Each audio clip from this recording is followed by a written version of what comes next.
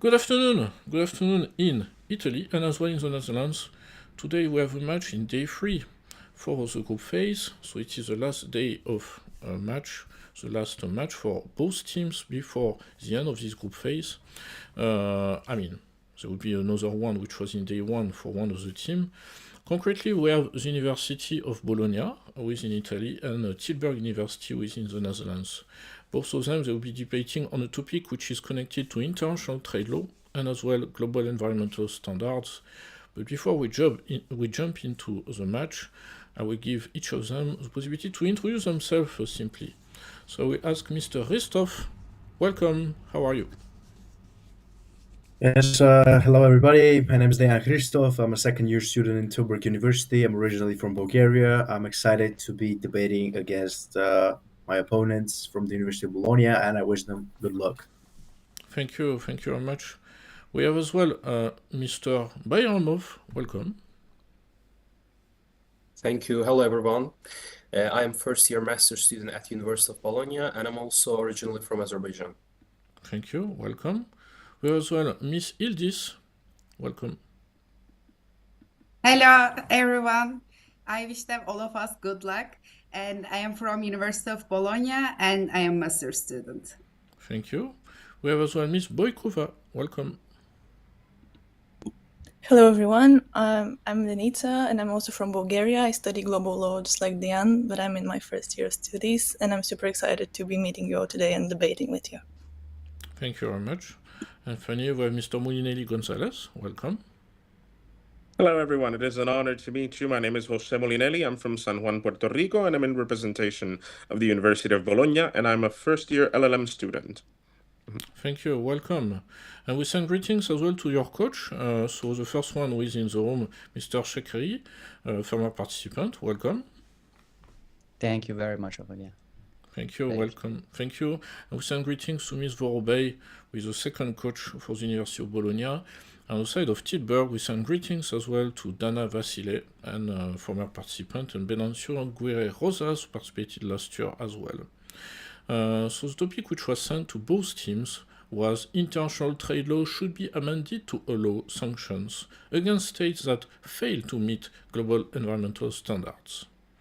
So for the allocation of the positions, I will share my screen where you will see the randomizer in a few seconds. So as you can see, for this match there are two chances. One chance to be in favor, one chance to be against for each institution. So the team will be in favor, will be starting the match. So activate now the randomizer.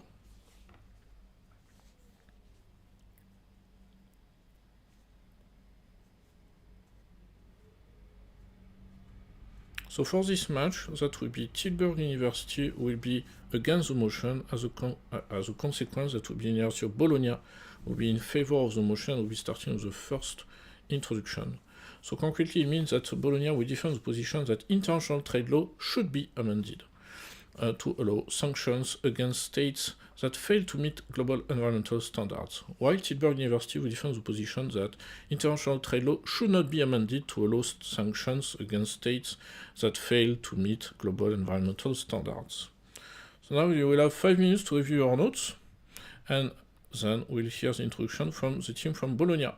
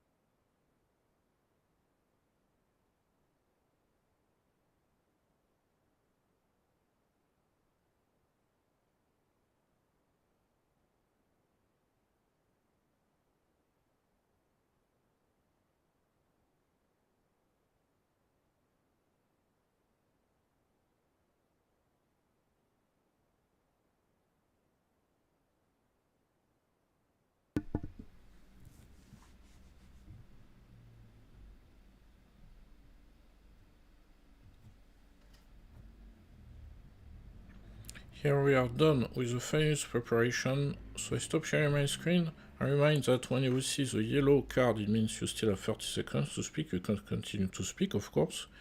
When you see the red card, it means the end of speaking time. You may finish your sentence, so it is advised to not start a new sentence. So now, I give the floor to the team of the University of Bologna for your introduction. You have 4 minutes. Am I audible? Yes, you are.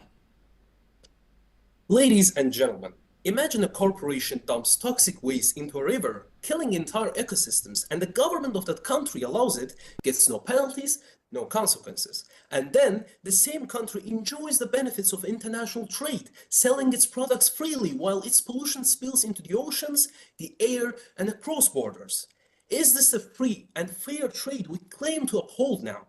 This is why we need change. Today we will prove that amending international trade law to enforce global environmental standards through sanctions is not only legally justified, but also economically necessary and historically effective. My argument will be structured into 3 key parts. First, how international trade law already allows for environmental enforcement. Second, why trade-based sanctions are the best tool to ensure compliance. And the third, precedent of economic pressures working in the past. Now, let's start with the first part. We know that trade law already recognizes environmental responsibility as part of fair trade. Let me show you how. If you look at General Agreement on Tariffs and Trade, which is the foundation of modern trade law, it explicitly allows environmental exceptions. To be precise, in Article 20b and g, it is permitted for trade restrictions to protect human, animal, plant life, and to conserve natural resources. And the WTO has ruled in cases such as US shrimp that environmental protection can justify trade measures. And the Paris Agreement, even though it's a climate treaty, but it's tied directly to trade, as states that fail to meet its commitments gain an unfair competitive advantage. Yet, despite having these legal foundations, enforcement remains weak. Therefore, sanctions would not be a radical overhaul of trade law. They would be a necessary expansion of existing principles, ensuring that nations that refuse to meet the standards do not profit from the very system they undermine. Now, let's move on with the second part. We know that trade and environmental destruction are deeply linked.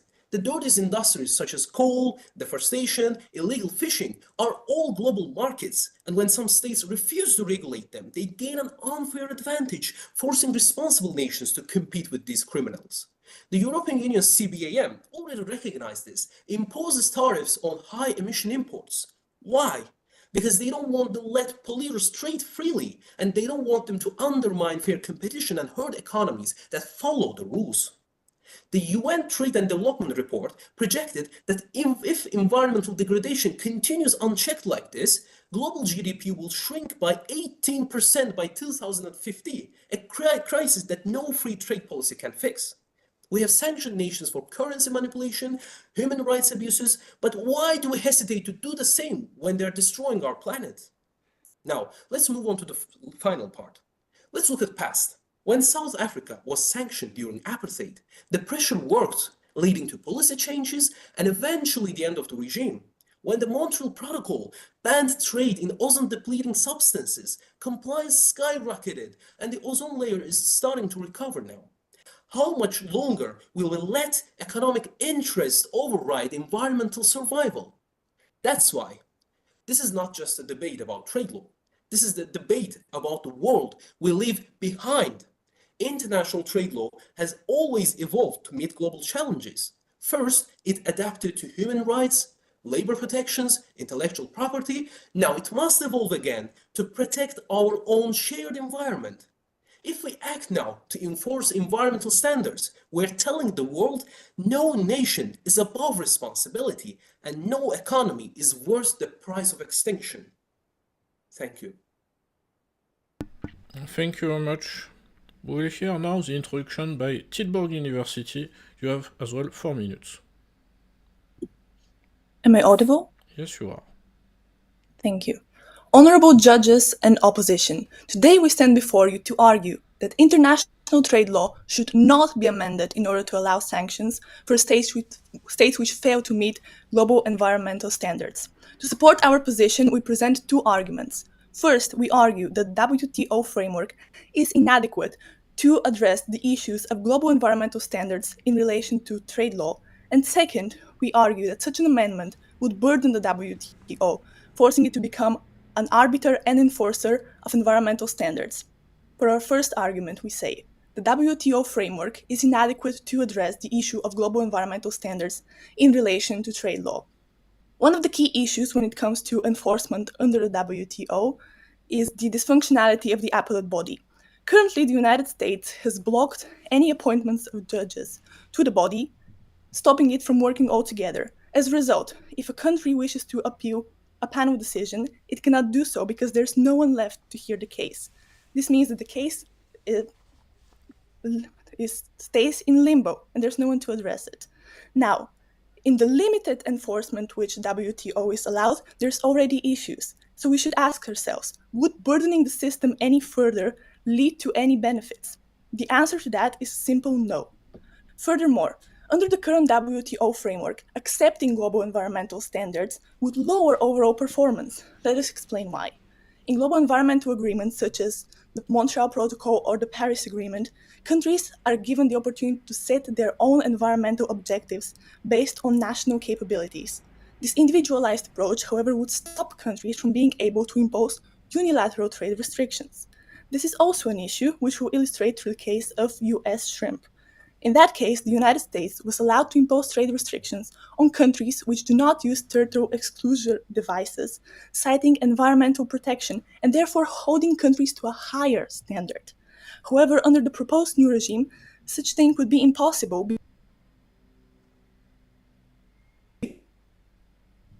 Others. Therefore, the lowest environmental standards could become the baseline, undermining global efforts to protect the environment. For our second argument, we say that such an amendment would burden the WTO with additional responsibilities, forcing it to become an enforcer or arbiter of environmental standards. To expand the WTO's mandate in order to enforce standards, that would require for WTO to also perform evaluations of country compliance. An issue arises here because, as we mentioned already, global environmental standards are not the same for each country, which means that each performance would have to be evaluated on an individual basis. Such evaluation is difficult to begin with, but it's also not the task of an organization which never defined itself as an environmental enforcer. Rather, as outlined in the preamble of the establishing agreement of the WTO, it set out to promote trade liberalization, economic growth, and higher living standards. Judges, we do not argue that environmental protection is not an important issue. Indeed, it is. However, WTO is not set to do that. There are alternative mechanisms already in place achieving this goal. For example, the EU Carbon Border Adjustment Mechanism, CBAM, addresses the competitive advantage of high-emission production. Article 20 of the GATT allows trade restrictions for environmental protections to be made by countries, which means that they can take action without fundamentally altering the WTO as an organization and burdening it with enforcement. Thank you. Thank you very much. Now we move to the first rebuttals. We hear first a rebuttal on the side of the University of Bologna. You have 2 minutes. Honourable Magistrates, if there is one thing that I will agree with the opposing party is that the current framework is wholly inadequate, which is the reason why we're proposing to alter it, to give it teeth so that the international states, in the absence of international organizations that can wholly regulate and enforce environmental protections, can take unilateral measures towards the coercion and towards the compliance of international agreements and treaties. We must also establish that we disagree with the premise that all things would need to be regulated under the World Trade Organization, whereby international treaties concerning trade and environmental protection responsibilities, which are interstate, would also transcend the framework of the World Trade Organization. And we must also establish that the mentioned Montreal Accords, in one way or another, do allow for participating states to take persuasive and coercive action for the protection of specific environmental protections that can be done by the signatory states. We must then establish that the current legal framework of international law does not necessarily right the possibility of sanctions, but certainly would permit it under the specific dispositions of what a sanction is, and moreover, what environmental responsibility entails. We must establish that environmental responsibility is absolutely inherent and a part of the fair trade principle upon which most international trade law is built, and that statutes such as the General Agreement on Trade and Tariffs do include restrictions directed at the protection of the environment to be issued by signatory states against others. Such was the particular rule ruling that the WTO had in the United States versus shrimp case, whereby it stated that unilateral actions can be taken by specific states so as to convince and coerce others to protect the environment, which is wholly an inherent part of everything. And in the absence of international regulatory frameworks, who then remains to enforce the compliance of international environmental protection? Only the state remains, and then only the state must take the particular action of what sanction is. Thank you. Thank you very much. Now we hear the first rebuttal as well on the side of Tilburg University. You have 2 minutes. Yes, thank you. We heard the honorable opposition mention that the international community should take measures, but that poses the question, who exactly do they mean under international community? Because let me remind you, honorable judges, that trade law in its whole history has been a history of first world countries finding a way to entrench their dominance under the liberalization agenda of the WTO against third world states. Now, this poses the issue of, first of all, what does global environmental standard mean? The honorable opposition has not defined such standard yet. How are we to enforce a global environmental standard when it is practically impossible to define it as such? It is impossible to define a unified standard because there is different situations, there is different economies, different environmental issues. So therefore, such an idea that the international community will police such issue is inherently incompetent. Now, also, the idea of sanctions goes against the whole notion of environmental law, because let me remind you how difficult it was to reach the Paris Agreement. And the Paris Agreement in itself entails the national determination quotas. So basically, the national determined contributions, which basically entail that every country decides how much it is going to contribute. Because let me remind you that environmental law is such a conflicting area of law that it is practically impossible to hold states directly accountable for not being able to enforce measures decided by other states. It is an issue of sovereignty, it is an issue of enforcement, and it contradicts the Paris Agreement and the current framework, and it will override the multilateral agreements on environment in their nature because they have been constructed on the idea of consent and collaboration and not coercion. Thank you. Thank you very much. Now we are moving to second rebuttals. We hear the second rebuttal by the University of Bologna. You have 2 minutes. Honorable magistrates, it is essential to establish that such a thing as a particular abstract unifying principle of environmental protection need not be placed into this discussion when particular compliance of signed agreements by signatory states suffices. States have signed agreements for environmental protection with other states, with international organizations, and the question is, should they be held liable under environmental protection when they violate these agreements? And the answer is certainly yes. And as such, what I recommend for the opposition is that we establish that this unified standard is sincerely just treaty compliance among states. And it is essential to establish that conflicting versions of environmental laws, they have stated, are not necessarily conflicted. They resolve conflicts of the existential variety that result from unregulated state behavior and approval of exploitative and colonial industry. We must establish that sanctions might be regrettable, but they are necessary. 77% of all sanctions approved to be persuasive, as established by a Pew Research Center study of 2022, and moreover, sanctions that are given as a part of an agreement, be that the fact that someone did not comply with something that they agreed with, are necessarily inherent to a system which in the present does not have the particular tools to enforce such a thing. So will we truly subject environmental protection and environmental regulation to abstract and expired principles of state sovereignty when the damages of the environment in one way or another affect us all in a collateral manner? There is an international principle around the responsibility to protect, which has in the past been at the forefront of actions and sanctions that state has taken against other states, be that the United States sanctions against South Africa and United States sanctions against Iraq. And why not apply this to the particular andamiage that we have for environmental regulation? Environmental law, my friends, is not a conflicting law. It is the solution to existential conflicts of the law. Thank you very much. Now we hear the second rebuttal on the side of Tilburg University. You have 2 minutes. Yes, it is first of all very interesting that the opposition mentioned the US sanctions against Iraq. I would just like to remind the opposition how many lives were lost because of those sanctions, because a poor country was deprived of essential medicine, of essential resources to address its basic needs. Those sanctions were ineffective. They did not topple Saddam's regime, rather, they just led to unnecessary suffering. Now, that actually emphasizes our point perfectly, because we want to tell you that basically such sanctions would allow wealthy countries with advanced green technologies to use them as a tool for trade protectionism. So let me just say that the median expenditure on environmental protection in the world amounts to less than 0.12 of the world GDP. Now, for countries like the Netherlands, like Germany, like France, that percentage is significantly higher. But for companies like, let's say, Guinea, let's say Zambia, etc., those countries have significantly lower budgets. Furthermore, the World Bank Worldwide Governance Indicator reveals that many developing nations score significantly lower on government effectiveness. So we're not talking only about an issue of resources, we're also talking about an issue of governance. Certain countries do not have the framework to do that. Certain countries do not have the framework to fix that issue because they does not have the country governance to address these problems.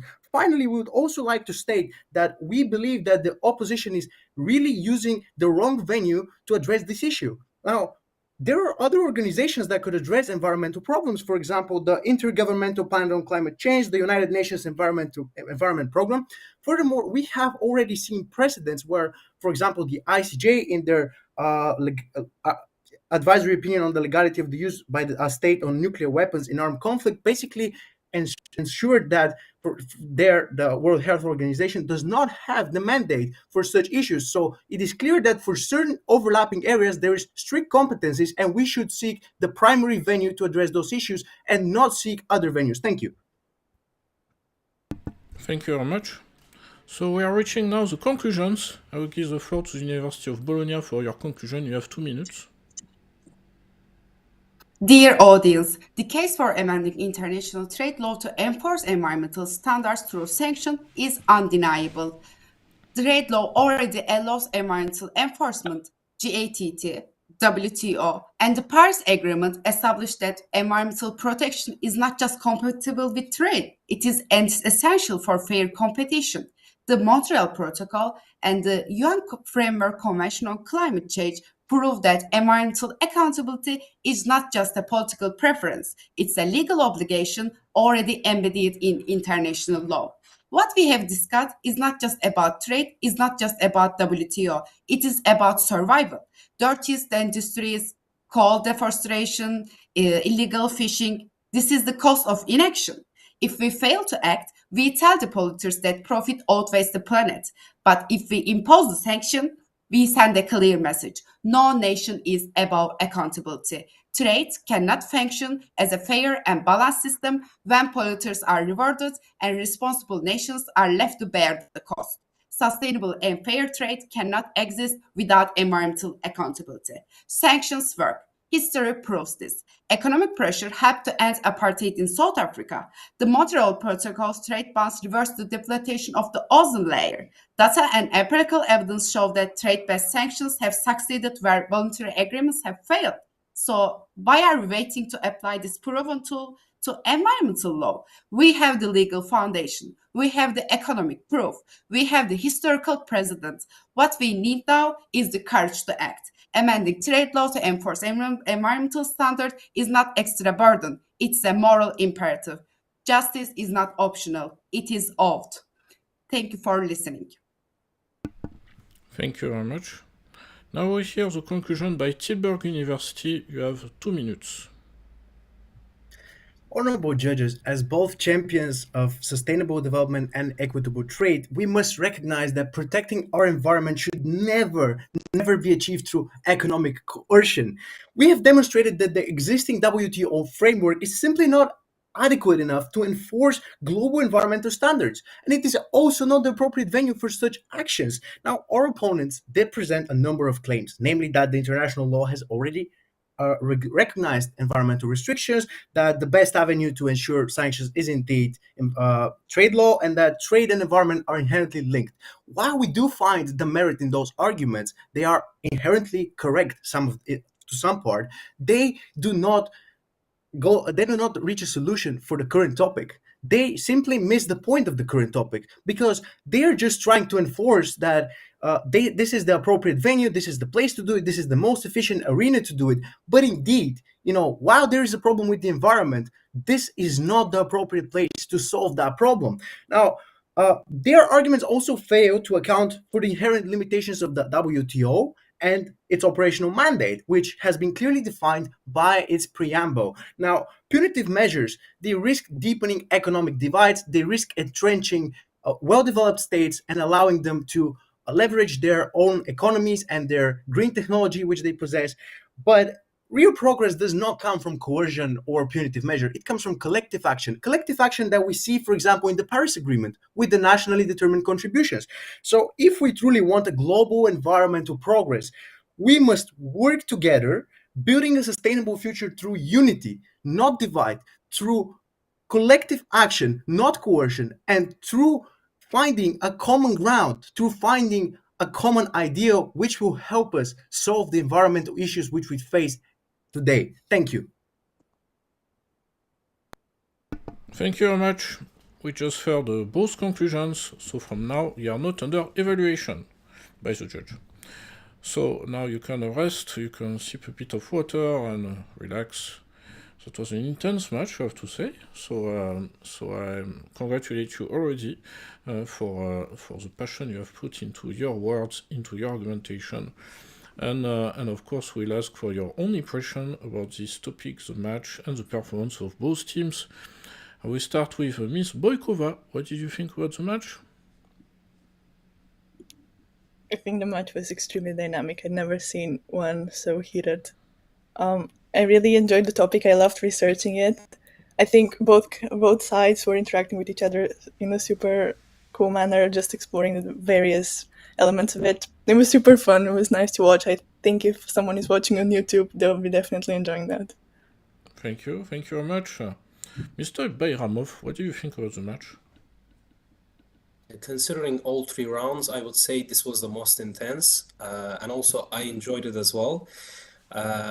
When you have an opponent that can, give a counter argument for every argument you have, it's more interesting because it improves you more.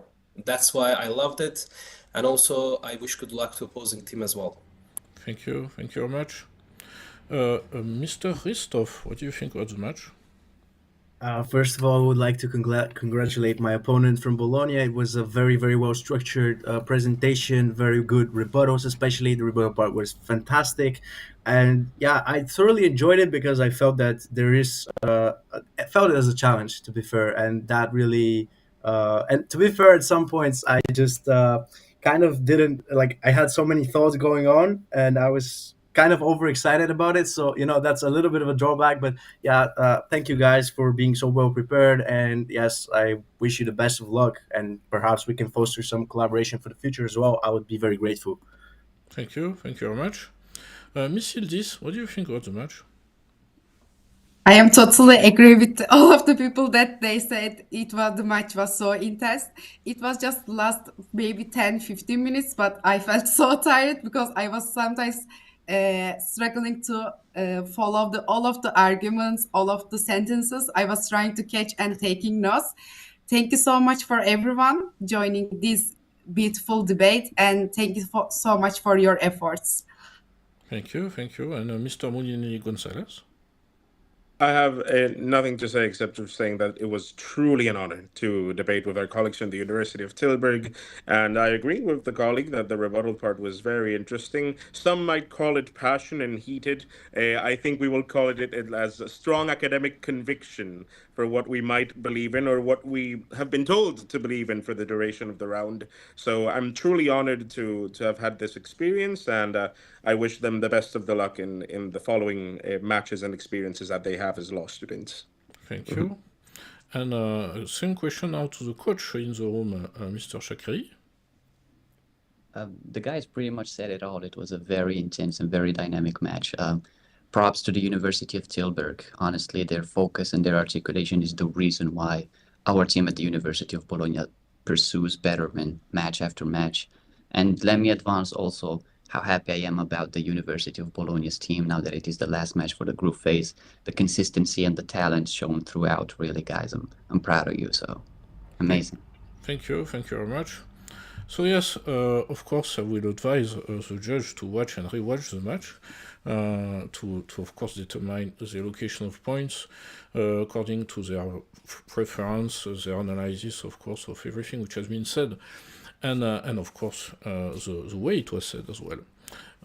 So for me it was a pleasure, of course, to have witnessed it live. And now I want to ask each of you if among the topics you already explored, I mean 2 for Tilburg, 3 for the University of Bologna, is there is one area that you preferred among these topics and where you could see working eventually, and if not, which field of law you would like to have a career in? So we start first with Miss Boykova. So the most of the interesting models when it comes to law are still ahead of me, but based on kind of the experience I've had from debates and researching, I'm really liking AI law for right now, and I think it's super interesting how it's currently developing. So maybe I would like to see myself doing that. Yes, there is one round in the final phase where we'll talk about artificial intelligence and law. But yeah, you will know, of course, what is the process to pick about this theme. Now, same question. Yes, it will be in May. Yes. And now, time for as well same question for Miss Yildiz. Is there a preferred area of law? For me, it's so hard to choose, but right now, I guess I am more into data protection part, and also I am trying to combine with this employment law. Let's see, I don't know how I will end up with this situation, but I am trying to interested in just not focusing on one law area, but more and try to create a combination. Combinations, we have different opportunities indeed. Mr. Christoph? Okay, this is a question that I have not yet reached the answer for. That's like my strategy here is just go to as many different competitions as possible, but I just do it for first of all competitive nature, but second of all also figure out which is my area, which really fires me up because I really want to be truly like reach a good level. I'm still only second year, so I have plenty of time. But for me, when I entered into uni, my big spark was sort of digital law, like cryptocurrencies, etc., digital currency law and regulation. But yeah, since I came to uni, it's just really changed my mindset and everything. So now I'm just in no man's land, and debates like this one really helped me figure out sort of where I want to go. Yes, of course, you still have time, and there is a famous master in IT and law because several of my colleagues came from that master in Tilburg, so I heard about it. I have read it many times in the CV of my colleagues, let's say, when they applied. So yes, many thanks. Mr. Bayrabov? I agree with my colleague from Tilburg because it's actually really hard to choose one specific field that you are really excited about. But I would say my interest lies in international arbitration a bit right now. However, participating in this competition, I have seen that there are a lot of interesting different fields. Therefore, I can say that right now I'm trying to explore which one I will be working at in future. Okay, yes, arbitration. And finally, Mr. Moline Gonzalez. For me, so far one of the most interesting topics was the topic around the militarization of space, which was for me very out of my comfort zone, not only because of its interest within international public law, but also the idea of state security as a legally vested interest in a realm which is currently under development, which is the jurisdiction of space. However, my favorite topic within law is legal philosophy and legal history. And I do know that Tilburg has an amazing legal history program, so I have actually considered maybe after finishing the LLM applying for PhDs in that area. But yes, I'm generally interested in legal history, legal philosophy, and very interested in Roman law, which is the reason why I'm here in Bologna. Yes, Roman law. Myself, it was a long time ago. I studied it when I was in France, but yes, we don't teach it in The Hague, unfortunately. But yes, it's good to see the development, particularly of legislations and systems. So many thanks, and now a very last question before we leave you for the rest of the afternoon. If there is one event, cultural event, that you would advise the opposing team to attend in the city, in the region where you are currently, which event it would be? So it is a question per team, of course. So I will ask first to Tilburg team. So which event to attend in Tilburg or in the region?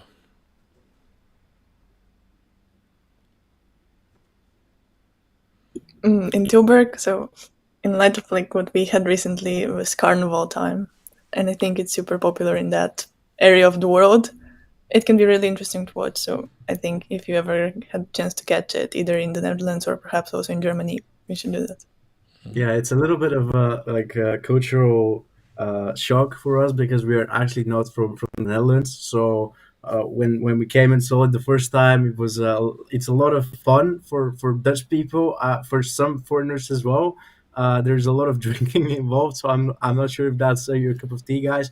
But there is also some local carnivals for different things. So like if you can just check out any local carnival, and personally, because we're both from a different country, we would advise you to, if you ever go to Bulgaria as well, just you can visit during either Easter or some festive season, and it's gonna be pretty good, pretty interesting for you. So yeah, that's all we're gonna say.